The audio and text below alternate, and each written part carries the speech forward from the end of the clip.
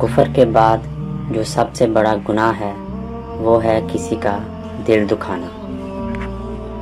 غصے کی حالت میں کوئی فیصلہ نہ کرو اور خوشی کی حالت میں کوئی وعدہ نہ کرو۔ جو چغل خور کی بات پر اعتماد کرتا ہے وہ اپنے دوست کو اپنے ہاتھ سے کھو دیتا ہے۔ جب کوئی دوست تم کو اپنا راز تو یہ سمجھ لینا وہ اپنی عزت تم کو امانت دیتا ہے، اس میں کبھی خیانت نہ کرنا۔ کسی کے خلوص اور پیار کو اس کی بے وقوفی مت سمجھو، ورنہ کسی دن تم خلوص اور پیار تلاش کرو گے اور لوگ تمہیں بے وقوف سمجھیں گے۔ جیسا عمل کرو گے ویسی ہی عادت پڑے گی، جیسی عادت ہوگی ویسی سیرت ہوگی، اور جیسی سیرت ہوگی ویسی قسمت پاؤ گے۔ انسان کی اصل موت تب ہوتی ہے جب وہ کسی کے دل سے نکلتا ہے۔ کسی کو تم دل سے چاہو اور تمہاری قدر نہ کرے تو وہ اس کی بدقسمتی ہے، تمہاری نہیں۔ جس سے حد سے زیادہ محبت ہو اس سے اتنی نفرت بھی ہو سکتی ہے، کیونکہ خوبصورت شیشہ جب ٹوٹتا ہے تو خطرناک ہتھیار بن جاتا ہے۔ جو لوگ برداشت کرتے ہیں ان کے ساتھ اٹھو بیٹھو، اس سے تمہاری قوت برداشت بڑھے گی۔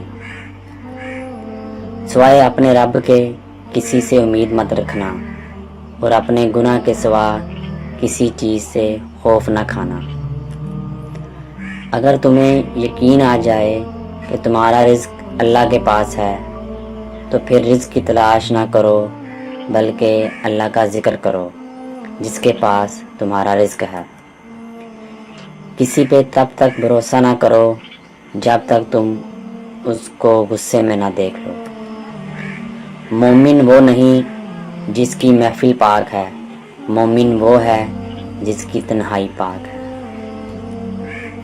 برے انسان کی صحبت سے پرہیز کرو کیونکہ وہ تلوار کی طرح دیکھنے میں خوبصورت اور اثر میں خطرناک ہے۔ زندگی 4 دن کی ہے، 2 دن تمہارے حق میں، 2 دن تمہارے خلاف۔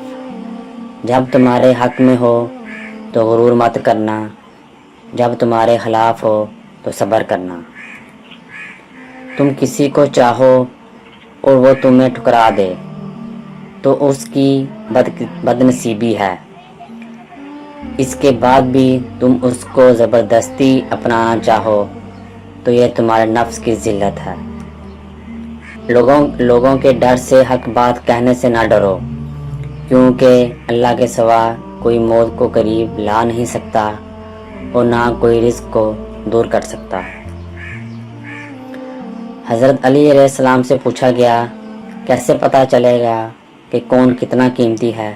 فرمایا جس انسان میں جتنا زیادہ احساس ہوگا وہ اتنا ہی زیادہ قیمتی ہے۔ جس انسان میں وفاداری نہ ہو اس کے ساتھ دوستی کا کرنے کا مطلب خود کو ذلیل کرنا ہے۔